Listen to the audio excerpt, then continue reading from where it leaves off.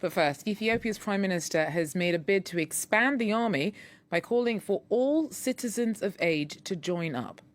The statement from Abiy Ahmed's office comes less than 2 months after he declared a unilateral ceasefire in the war against Tigrayan TPLF rebels in the north. They retook most of Tigray in June and have since pushed on into adjoining regions of Afar and Amhara.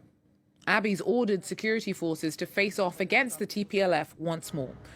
Now, the conflict first began last November when Abiy sent troops into Tigray, and the death toll is already in the thousands.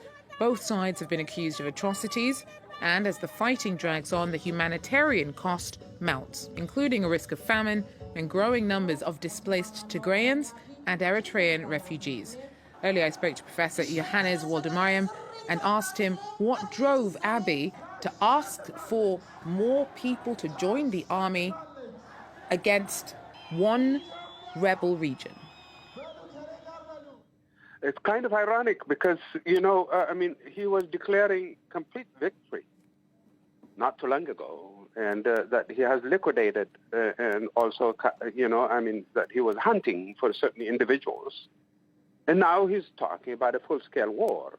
And that's really very ironic because it shows that, the information coming from Addis Ababa cannot be relied on. So, in your opinion, is this an escalation of the conflict? It definitely is, but, it also looks very desperate on Abiy's part because, he's not really being honest with the Ethiopian people. And if he is trying to recruit people, look, for example, in Waldia, people are saying, why isn't the Ethiopian National Defense Forces coming to help them? And he's saying, he wants to recruit people. What is it? Is his ENDF decimated?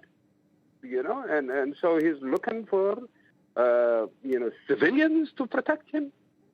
Or is it, it's very confusing kind of a situation, whereas the message we hear from Dr. Debretsion Gebremichael of the TPLF, or the Tigrayan Defense Forces, however you want to call it, is very upbeat and very confident about, the prospects ahead, and looking like...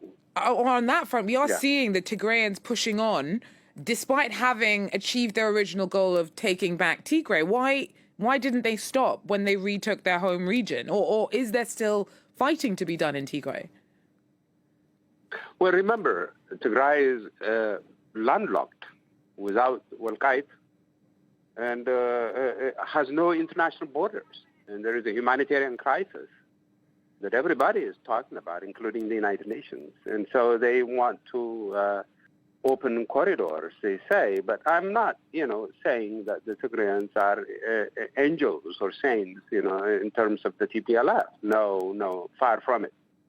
But, they are looking for corridors. They're looking for an opening, and they see, that Abiy may be politically and militarily demoralized, and they are trying to take the opportunity to try to capitalize on that. If the Tigrayans have retaken their home region back, why is it still so hard to at least get help to the Eritrean refugees there, or any of the communities that are in the midst of a deepening humanitarian crisis? The Eritreans are in a particularly dire situation because they are targeted by the Tigrayan militia, the TPLF, the Eritrean government, and Abiy Ahmed. They're being scapegoated for all kinds of political purposes and political goals, and they are the most vulnerable and the least publicized. That's what's going on with the Eritreans.